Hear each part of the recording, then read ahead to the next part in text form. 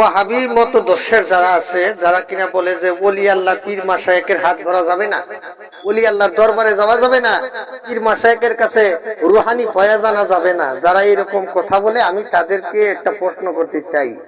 হযরতে ইউনূস আলাইহিস সালাম তো আল্লাহর একজন নবী ছিল।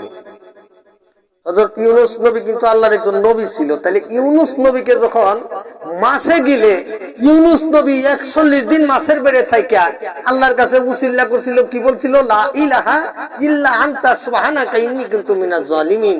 আল্লাহ কহে, হে ইউনূস নবী, আপনার এই দোয়াটা আমার কাছে খুবই ভালো লাগছে।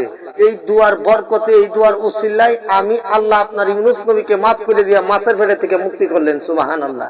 তাহলে ইউনূস আলাইহিস সালাম একজন নবী হইয়া যদি দুয়ার উসিলা সে মাছের পেট থেকে মুক্তি পায়, তাহলে তুমি তো সাধারণ কাঠ মোল্লা, তুমি তো সাধারণ মোল্লা, তোমার মুক্তির জন্য তো উসিলার দরকার।